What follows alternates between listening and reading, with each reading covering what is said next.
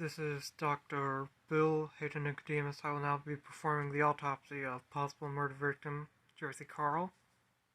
Subject is male, weighing 156 pounds. Height is an average 5'10". Eye color appears to be of a greenish tinge. Age was approximately 23 years old. The time is currently 7:21 p.m. I shall start with the left wrist where visible wounds are.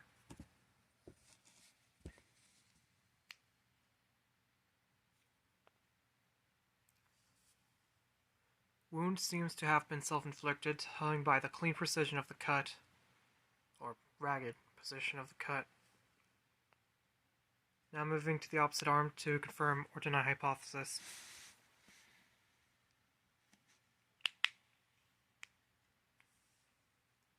Hypothesis of self-infliction appears to be sustained due to the position of the opposite hand's fingers as well as the opposite arm itself, which appears to have stayed the same position post-mortem. Cannot confirm nor deny until autopsy has been complete. I shall move to the torso to see if there were any gunshot wounds.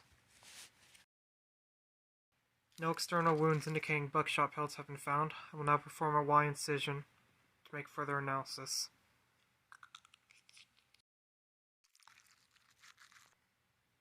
After carefully moving around organs, there have been no bullet wounds discovered thus far. I shall move to the lower body to see if there were any low blows.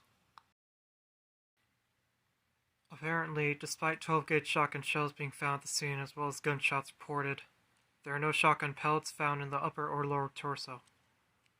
Lack of blood would suggest death by blood loss from the left wrist. I shall now inspect the facial details to determine the victim's last moments.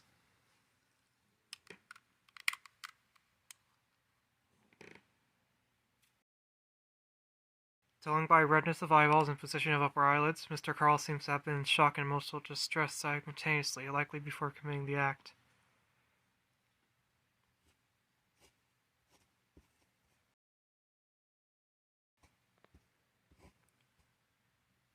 No shotgun pellets have been found anywhere on Mr. Carl's body, but post-mortem facial features seem to suggest post-effects of metaphysical awareness disorder.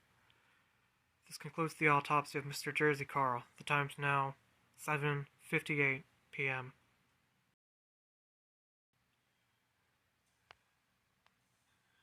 What the?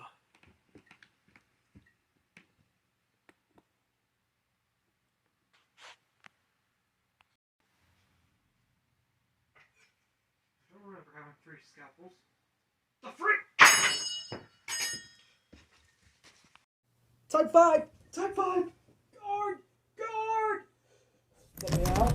Get out of here!